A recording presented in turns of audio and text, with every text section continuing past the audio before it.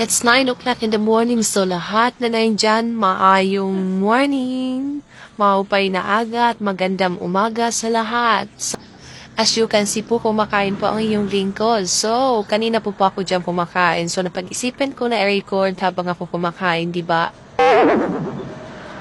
So, ayan, hinihimay ko. Yung ulam ko po dyan ay paksiw na galunggong. So, ayan, hinihigop ko. Parang tinola lang, di ba? Pero, ayan, nakita nyo naman sa reaction ko kung paano ako naasiman ng sabaw. So, ayan, kanin, wala na po akong diyang kanin. So, maya-maya re-request ata tayo kasi hindi po ako makakilos kasi po, tayo po ay nagbibideo sa sariling atin. Char. May kutsara naman pero hindi ko ginagamit. So, ayan na nga, tumitingin ako sa asawa ko dahil nagre-request ako ng isa pang rice kahit maliit lang na amount ng kanin. Kasi kulang na tayo kasi meron pa tayong ulo. Tingnan nyo, diba? So, sayang naman. So, it's okay not to be okay. So, one rice, please. So, ayan na nga, pinag-aayan na niya ako. Ganon, ka-sweet yung asawa ko, guys. So, ayan. So, yung kain natin ay continuous dyan. Kasi nga may kanin tayo ulit. Para na ako nitong paulit-ulit. So, ayan, guys. Nakikita niyo kung gano'n ako katako kumain. So, kamay-kamay tayo dyan. I know, yung iba dyan makakarelate sa akin pag kumakain na napakasarap magkamay pag kumakain. Yan lang ang pinakamasarap siguro. Sa inyo, ano pang pinakamasarap kamain? No, it's just a matter of joke anyway.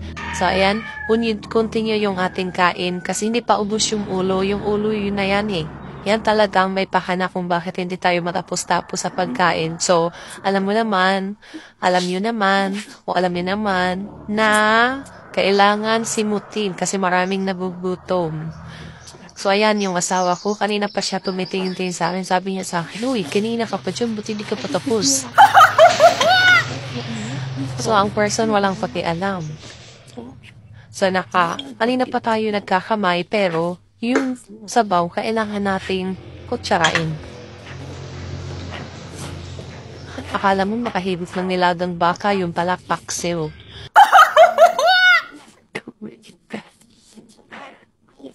Ano ba yan? Ang tagal kong matapos kumain. Ang hirap ng mag-voice over. Ano ka ba, self? Matapos-tapos ka na dyan pagkain. Oh my goodness. Ang laking subo. So, ayan, ipon-ipon ng mga natirang mga kanin kasi ika nga nila, pag isang palay or isang butil ng palay, itanim mo, isang kaban po yan. No.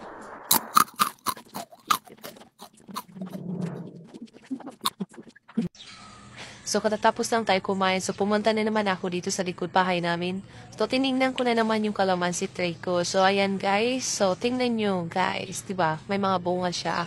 So, dyan lang muna yung mga bunga kasi wala pa naman siyang gamit. At saka meron pa kaming stock. So, ayun din yung bell pepper ko. Merong 5 bunga. So, pinaglaan niya lang po ako ng 5 bunga. So, yun lang po guys. Bye-bye! So, ayan, yung asawa ko.